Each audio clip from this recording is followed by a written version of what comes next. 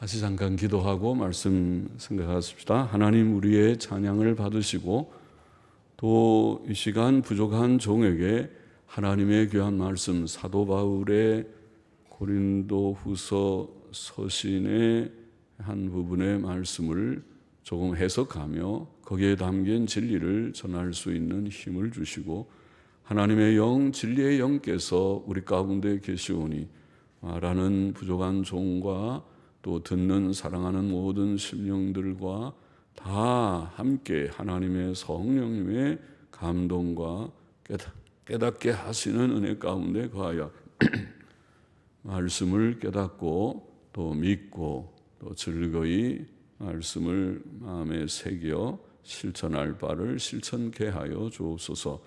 예수님의 이름으로 기도하옵나이다. 아멘. 아멘. 자, 고린도후서 12장 11절부터 21절 말씀. 사도의 표와 바울의 주관심, 그 제목을 잡았습니다. 11절 12절 보십시다. 내가 어리석은 자가 되었으나 너희가 억지로 시킨 것이니 내가 너희에게 칭찬을 받아야 마땅하도다. 이는 내가 아무것도 아니나 지극히 큰 사도들보다 조금도 부족하지 아니하니라. 아니함이니라. 사도 바울은 자신이 세 번째 하늘에 올라간 일을 말한 12장 처음에 나와 있죠. 셋째 하늘, 3층 천, 셋째 하늘에 올라간 일을 말한 것이 어리석은 자랑임을 말합니다. 그것은 고린도 교인들 중에 어떤 이들이 거짓 교사들의 말에 동요되어 바울의 사도직을 부정하고 도전했기 때문에 그가 부득이한 자랑이었습니다. 그렇죠? 하나님의 종 사도들이나 구약의 선지자들은 그런 신비한 환상과 체험들을 더러 했으니까 바울도 하나님의 종이라면 그런 체험쯤은 있었겠죠. 그래서 그 체험을 말한 것 같습니다. 그러나 그는 비록 자신이 아무것도 아니지만 자기를 크게 여겨서가 아니고 또 자기라고 말도 안 하고 내 속에 어떤 사람이 있는데 그가 내 몸 안에 있었는지 몸 밖에 있는지 내가 모르긴 하지만은 이렇게 말하면서 제 다른 사람의 체험인 것처럼 표현하는 말을 하면서 자신의 체험을 소개하는 것은 자기를 드러내고 자랑하려고 하는 의도가 아니고, 지금 사도직에 대한 부득이한 변호라고 할지, 사도직이 무너지면 바울이 사도가 아니라면, 참 사도가 아니라면 바울이 전한 이신칭의의 복음과 모든 교훈들이 다 권위가 없어져 버립니다. 그다 인간의 생각에 불과하게 됩니다. 그러면은 오늘날로 말하면 신약 성경 27권 가운데 14권 가량이 다 무너져 버리고 말 것입니다. 성경이 무너지고 말 것입니다. 바울의 사도직은 작은 문제가 아닙니다. 성경의 신적 권위성, 절대 권위성, 그것은 우리의 신앙생활의 기초와 같아서 성경의 권위가 무너져 버리면, 성경이 권위 있잖아요. 인간의 말이에요. 사람의 말도 그냥 다 훌륭한 작품이에요. 인간 소설 쓰듯이 작품을 쓰는 인간의 저작에 불과합니다. 그러면은 세상에 인간 저작이 한두 권인가요? 1000권. 저도 아마 몇백 권, 몇천 권은 갖고 있을 텐데, 인간의 저작을 가지고 성경도 그 중에 하나라고 보면은 권위가 없습니다. 그거 뭐 하려고 그것을 믿고 그 말에 목을 맵니까? 목을 맨다. 그래서 그것이 나의 삶의 기본이 되겠습니까? 바울은 자신이 아무것도 아니라는 것을 인정을 하지만은, 그러나 자신이 소위 말하는 지극히 큰 사도들, 바울의 반대자들이 12사도는 지극히 큰 사도들이고 그건 바울은 사도도 아니고 이렇게 대조하는 지극히 큰 사도들, 원사도들 혹은 12사도들보다 조금도 부족함이 없다. 그렇죠? 바울이 뭐가 부족한 것입니까? 많은 고난을 받았지, 모든 체험이 있지. 그 다음에 다음 절에 말하는 기적도 행하는 능력을 받아서 기적을 행하지. 사도가 아니란 말입니까?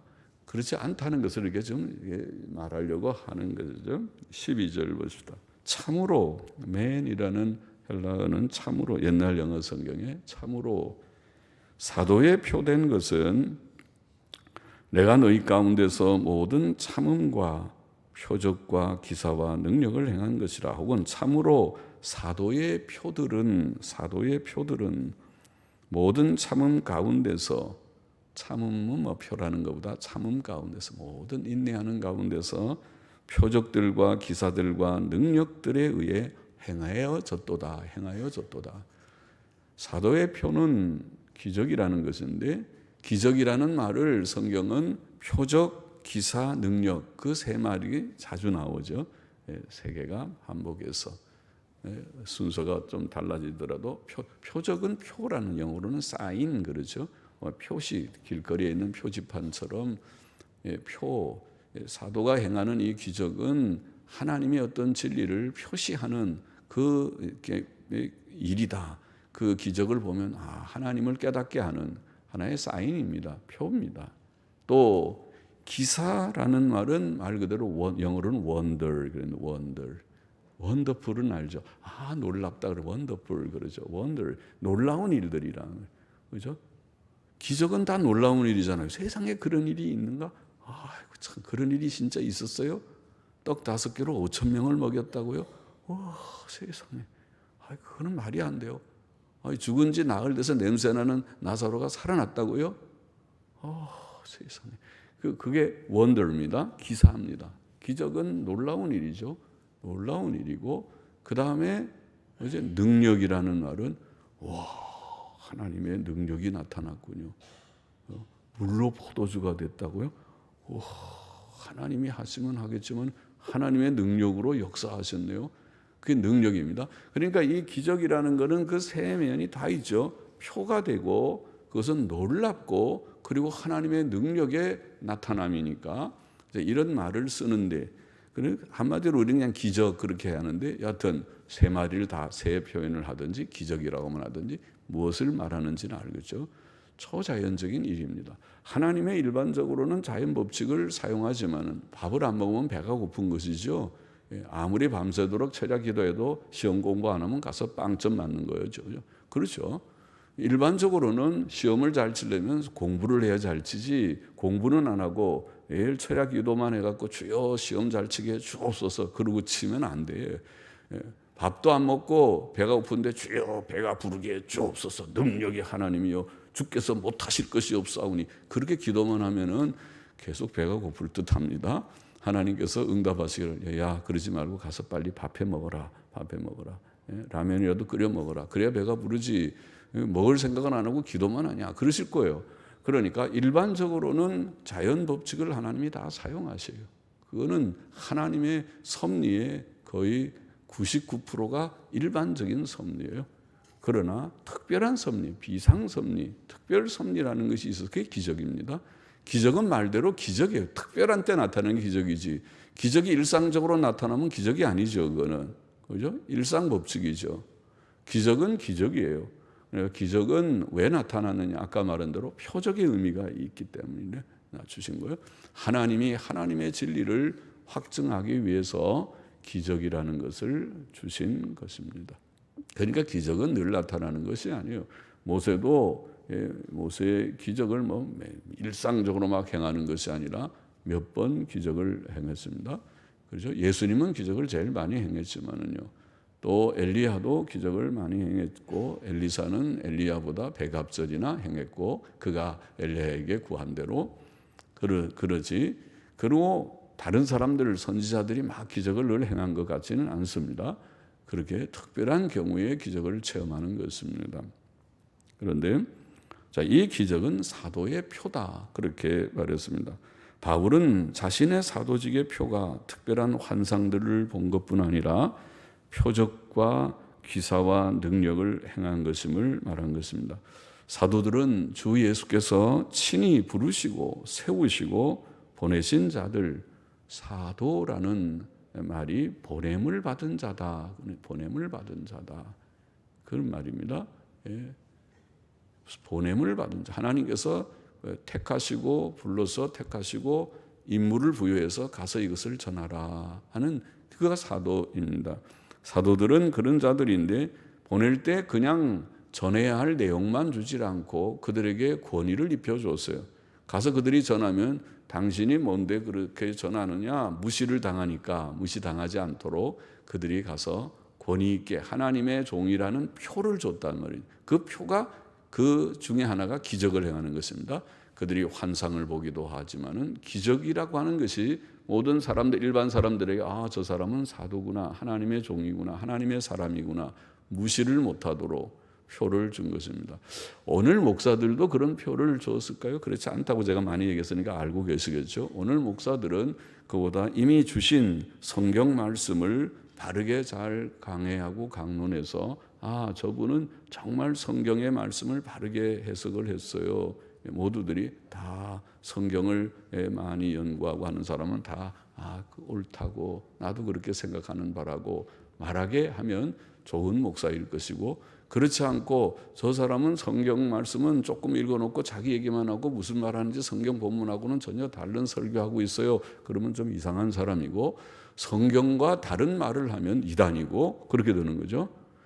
성경 말씀의 충실성의 정도에 따라 목사의 충실성의 정도가 결정되는 것이라고 오늘날은 말할 수 있어요. 그러니까 교회도 천태만상이고 목사도 천태만상이죠. 우리가 의사들도 천태만상이고 잘 고치는 명의도 있고 그리고 또 엉터리 의사도 있을 수 있고 혹은 이제 그럴 수 있겠죠. 그런 것처럼 그럴 것입니다. 사도의 표가 그런 것입니다. 특별히 기적을 행한 것 그것은 주께서 그들에게 주신 표입니다. 신분증과 당신 사도입니까? 어디 신분증 봅시다. 신분증 검사 좀 합시다. 그러면은 신분증을 그래서 보여주죠. 그처럼 사도의 표가 기적 행하는 것입니다. 하나님의 사람의 표인 것입니다. 구약의 선지자들도 비슷했습니다. 구약의 선지자들의 표는 세 가지가 있는데 첫째는 모세오경에 일치하느냐, 성경적이냐. 둘째는 예언을 하면 그 예언이 성취되느냐. 미래를 예언했는데 성취가 안 됐으면 그건 가짜입니다. 셋째는 기적의 표가 있느냐. 아마 세 개쯤 우리가 항상 세 개가 다 있는 것은 아닐지 몰라도 세 개쯤 참 선지자, 거짓 선지자를 나누는 표가 되듯이 신약의 사도들은 표가 있는 자들이었습니다. 그들의 말씀이 성경에 어긋나서는 안 되고 또 그들이 무엇을 예언하면 물론 성취되어야 하고 그리고 기적의 표를 가진 자들이어야 할 것입니다. 오늘날 목사들의 표는 아까 말한 대로 목사들은 그런 것이 아니기 때문에 성경에 충실하냐, 성경적이냐, 성경적 기독교, 성경적 신앙. 우리가 개혁주의, 개혁신앙 말하는 것은 개혁주의가 성경적이라고 우리가 믿기 때문에 그런 것이다. 신학적으로. 신학은 2000년 기독교 역사에서 복잡하지만은 여러 가지의 그런 신학 사상들이 사조들이 있었지만은 그 가운데 그래도 건전한 종교개혁의 유산을 이어받는 루터와 칼빈의 그런 종교개혁의 바른 깨달음 속에서 이어져 내려오는 개혁신학, 개혁교회가 성경적이라고 믿기 때문에 우리가 그렇게 말하듯이 그래서 누구든지 개혁신학에 입각하고 성경에 일치되는 사상을 가지고 그런 인격과 삶과 분별력을 가지고 사역하는 자가 참된 목사이다. 그렇게 말하는 것이죠. 13절 보십시다. 내 자신이 너희에게 폐를 끼치지 아니한 일 밖에 다른 교회보다 부족하게 한 것이 무엇이 있느냐.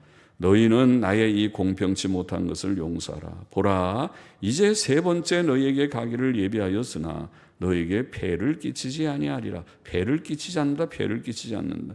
나의 구하는 것은 너희 재물이 아니요 오직 너희니라. 어린아이가 부모를 위하여 재물을 저축하는 것이 아니요 이에 부모가 어린아이를 위하여 하느니라. 종교의 중요한 대진리가 여기에 나타나 있습니다. 사도 바울은 고린도 교인들에게 물질적 폐를 끼치지 않았습니다. 않았다고 말하고 있고 않았습니다.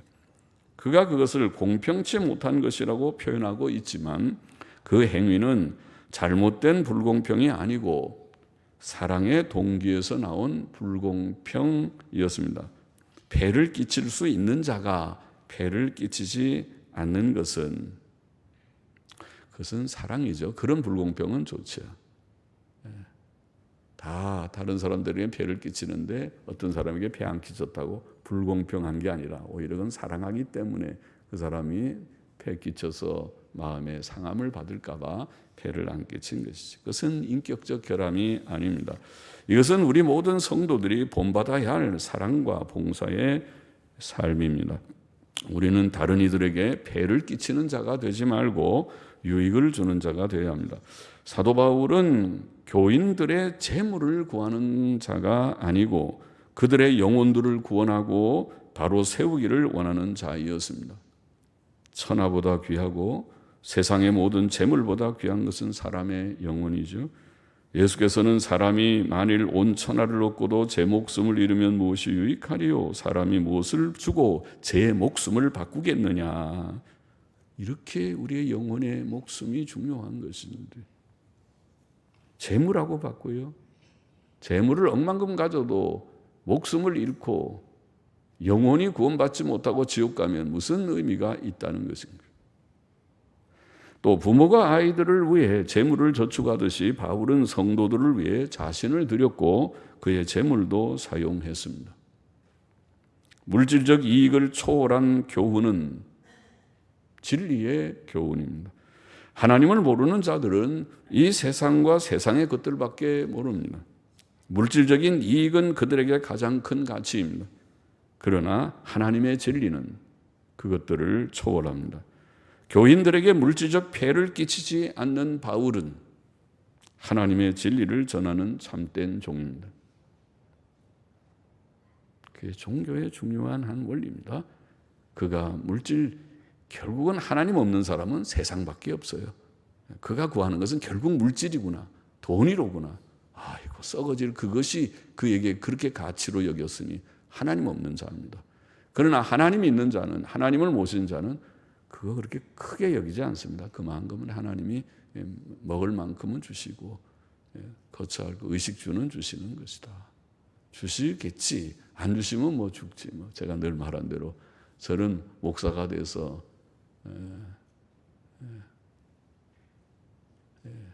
생활하면서 하나님이 안 주시면 그건 쓸데없는 자인가 보다. 굶어 죽고 그다음에 그러지. 그러나 아직까지 굶어 죽지 않고 산 것을 보면은 하나님이 버리지는 않으신 것 같기는 해요. 그렇죠? 그리고 목사는 그렇게 살아야지. 그렇지 않고 세상 것을 바라면 목사 못 되겠죠. 목사를 누가 목사하려고 그랬습니까?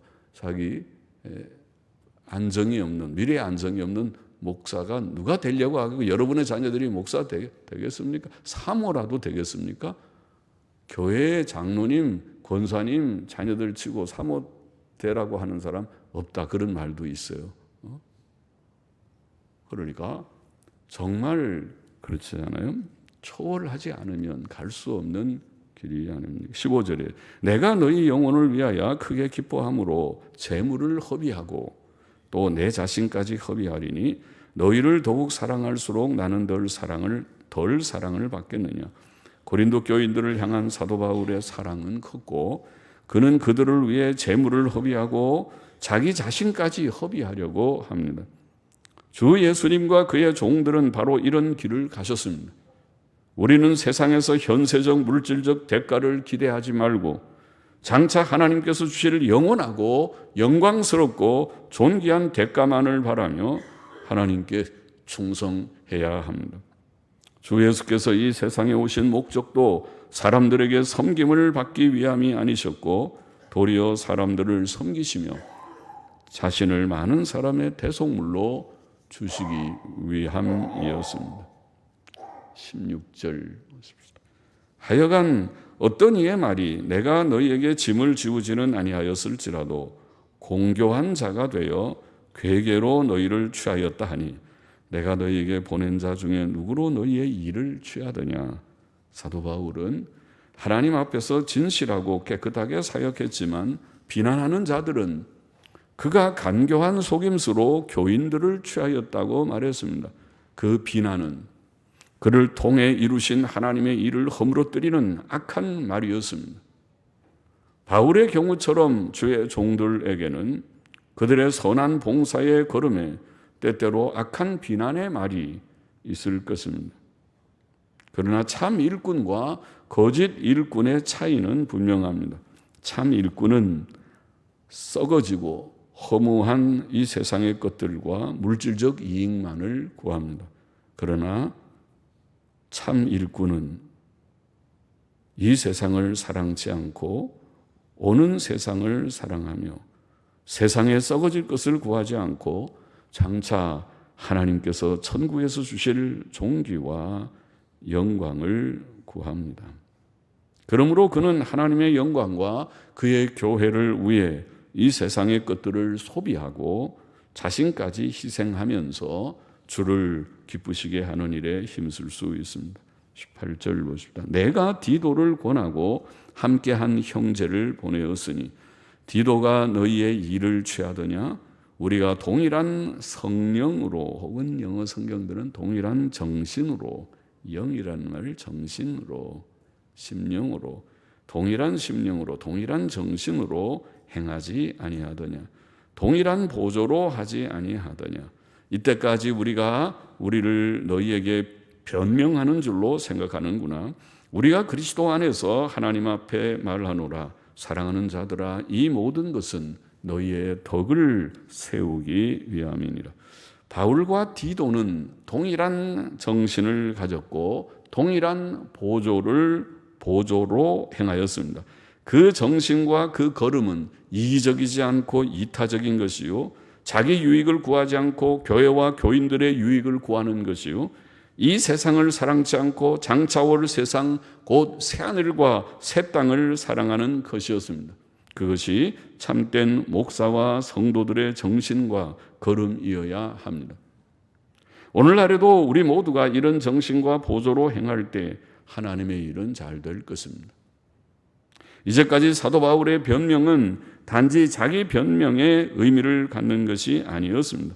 사실 그런 의미뿐이라면 그가 그렇게 변호할 필요가 없었을 것입니다. 그는 이미 주를 위해 죽기를 각오한 자이었기 때문입니다. 그의 변명은 단지 자신을 위한 것이 아니고 고린도 교인들의 유익을 위함이었습니다. 그것은 다른 말로 그들의 덕을 세우기 위함이었습니다. 그가 하고자 한 일은 주의 복음으로 사람들을 구원하여 하나님의 모든 뜻 안에 그들을 굳게 세우는 것뿐이었습니다. 오늘날에도 복음 사역자들의 관심은 영혼들의 구원과 구원받은 자들의 성화, 영적 성장뿐입니다. 20절을 보십니다. 내가 갈 때에 너희를 나의 원하는 것과 같이 보지 못하고 또 내가 너희에게 너희의 원치 않는 것과 같이 보일까 두려워하며 또 다툼과 시기와 분냄과 당짓는 것과 중상함과 수근수근하는 것과 거만함과 어지러운 것이 있을까 두려워하고 또 내가 다시 갈 때에 내 하나님이 나를 너희 앞에서 낮추실까 두려워하고 또 내가 전에 죄를 지은 여러 사람의 그 행한 바 더러움과 음란함과 호색함을 회개치 아니함을 인하여 근심할까 두려워하노라. 그죠? 그들의 영적 성장에 주관심이 놓여 있죠. 사도 바울의 주관심은 그들의 회개였습니다. 그는 그들이 회개하고 순종하며 사는 것을 보기를 원하며 자신도 그들에게 책망의 얼굴로가 아니고 사랑과 기쁨의 얼굴로 대하게 되기를 원했습니다. 회개하고 바로 살 때 그렇죠. 그렇지 않으면 가서 허허대고 웃을 수가 없죠. 가서 여러분 그렇게 살면 안 됩니다. 책망을 할 텐데 긴장을 하고 책망을 할 텐데 그런 얼굴이 되지 않기를 그들이 참으로 회개하기를 원하는 것입니다. 또 그는 그들이 회개하여 다툼이나 시기나 분냄이나 당짓는 것이나 중상함이나 수근수근함이나 거만함이나 어지러운 일이 없기를 바랬습니다. 고린도 교회에 그런 것이 있었어요. 고린도전서에서 우리가 읽었죠. 서로 다투고 시기하고 분내고 당지고 지극히 교회적이지 않은 그런 사람들은 교회에서 일하면 안 되는, 교회를 오히려 어지럽히는 자들이고 교회를 세우는 자들이 아닌 자들입니다. 다투고 시기하고 분내고 당짓고 파당을 짓고 패거리를 만들고 중상하고 남의 비난을 하고 수군수군하고 거만하고 어지럽고 어지러운 일들을 만들고 다 잘못된 것이죠. 교회 안에서 이런 잘못된 것들을 보지 않기를 원한다. 이렇게 다 없기를 원한다. 바울이 지금 가르치는 것이 성화라는 것이 그것이 아닙니까? 성화라는 것이 바로 그런 것들을 다 없애는 것입니다. 또 그가 다시 그곳에 갈 때 그들에게 무시를 당하지 않기를 원했습니다. 지금 고린도 교회가 바울이 전도해서 교회가 됐는데 말씀에 집중하십시오. 다른 거 보지 말고. 전도해서 교회가 됐는데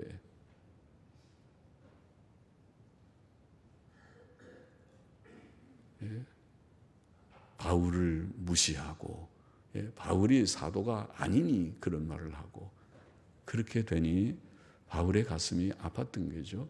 그래서 다시 가면은 그렇게 되지 않기를 하나님 원합니다.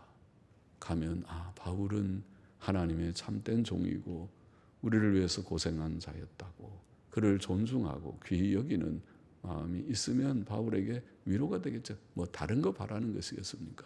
바울에게는 그들의 인정, 그들의 사랑하는 그 말 한마디, 그것이 위로가 되겠죠. 또 이전에 범죄했던 자들이 그 더러움과 음란함과 호색함을 떠나 거룩한 삶을 살기를 원했습니다. 구원은 우리가 하나님의 은혜로 예수 그리스도를 믿어 죄사함과 의롭다 하심을 얻고 영생을 얻는 것일 뿐 아니라 이제는 서로 미워하지 않고 사랑하고 서로를 존중하고 음란하지 않고 거룩하게 사는 것입니다. 그것이 하나님의 뜻이며 하나님께서 주시는 참된 구원입니다. 사도 바울은 고린도 교인들에게서 그런 참된 믿음과 변화된 삶을 보기를 원하는 것입니다. 우리는 하나님의 뜻에 어긋나는 모든 것, 성경에 어긋나는 모든 것, 모든 잘못된 생각과 말과 행위를 다 버리고 오직 하나님의 말씀에 순종하는 자들이 되어야 합니다. 목사가 어떤 때는 목이 아프도록 외쳐도 알아듣지 못하는 사람들이 간혹 있습니다.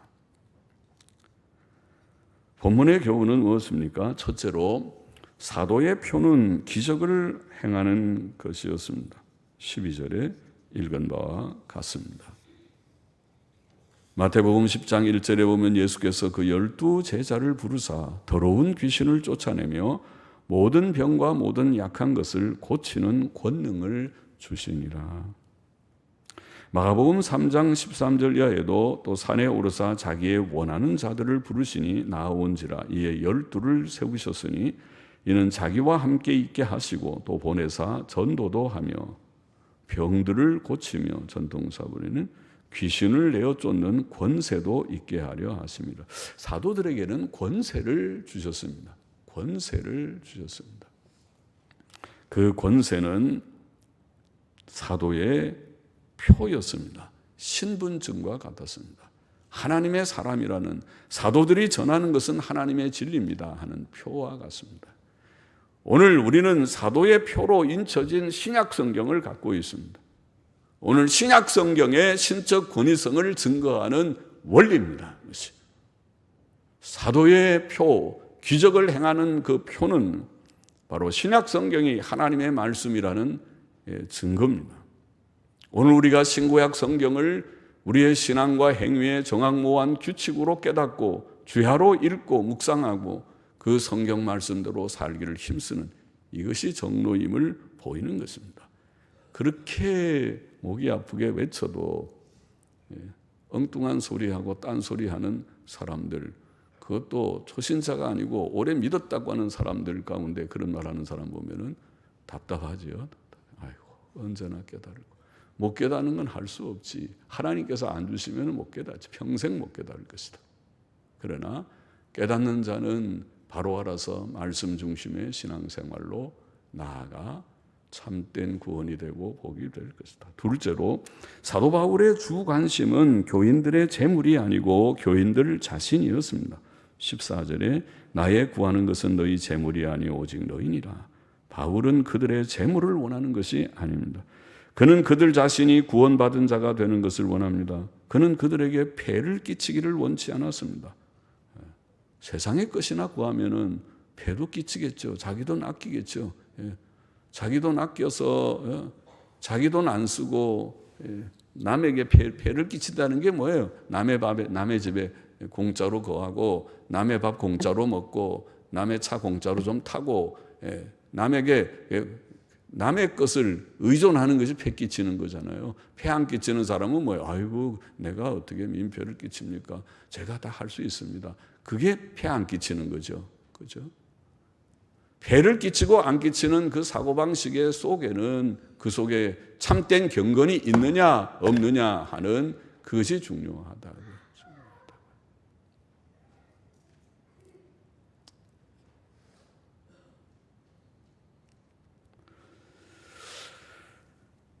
바울뿐 아니라 그의 동역자들도 동일한 정신으로 그들을 위해 일했습니다. 기독교는 단지 현세의 문제, 육신의 문제, 물질적인 문제, 건강의 문제에 관심을 갖는 것이 아닙니다. 물론 하나님께서는 우리에게 몸의 건강과 일용할 양식을 주십니다. 그러나 기독교의 참된 관심, 주된 관심은 죄의 문제, 죄 문제 해결, 죄사함과 의롭다 하심의 문제, 영생과 천국의 문제입니다. 그것은 영원한 평안과 행복의 문제입니다. 땅의 몸의 건강과 먹을 것의 문제는 내가 죽으면 다 끝나요. 어차피 죽지. 안 죽는 사람 있습니까? 아무리 건강하더라도 아주 건강한 사람도 우리 교인들 보면은 연세가 80, 90 되면은 아주 건강해서 동해 번쩍 서해 번쩍 하던 권사님도 나중에 돌아가실 때 보니까 여러 날 병상에 누워서 계시고 또 아주 건강한 남자 집사님도 이제 몸이 많이 병약해서 여기저기 다 문제가 있어서 수술을 하느니 마느니 그러고 지금 있는 것을 보면 사람은 다 누구나 가는 것입니다. 우리의 문제는 이 생의 문제가 아닙니다. 영혼의 문제입니다. 우리의 영원한 삶이 있습니까? 영생이 있습니까? 여러분 영생을 압니까? 믿습니까? 내세가 있습니까? 아니면은 그런 거 다 I don't care. 내가 그런 데 관심이 하나도 없고 현세에서 잘 먹고 잘 사는 것만 관심이 있습니까? 그렇습니까?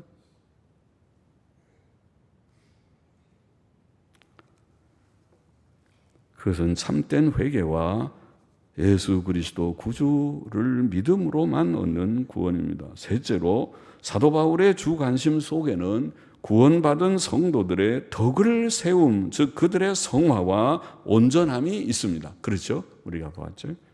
이것은 모든 전도자와 목회자들의 주 관심이어야 합니다. 하나님께서 성경을 주신 목적은 성도들로 온전케 하기 위함입니다. 디모데후서 3장 17절에 나와 있죠.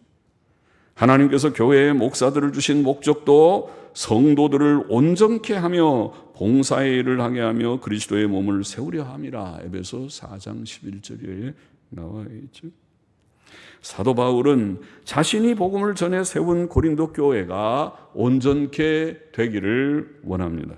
그는 그들 가운데 다툼이 없고 서로 사랑하며 교만하지 않고 겸손하며 말씀의 사역자를 무시하지 않고 존중하며 또 음란하지 않고 거룩하기를 원합니다. 그것뿐입니다.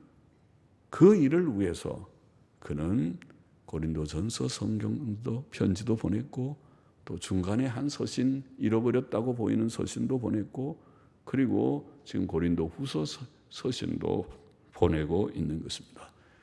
우리의 관심도 그래야 됩니다. 오늘 우리들이 예수님 믿고 구원 얻는 영원한 생명에 대한 관심을 가지고 있습니까? 다 소유하셨습니까? 또 구원을 받았습니까? 그 문제고, 또 온전케 성화를 이루어가는 온전한 삶을 참으로 구하고 있습니까? 기도하십시다. 하나님 아버지, 긍휼히 여겨 주옵소서.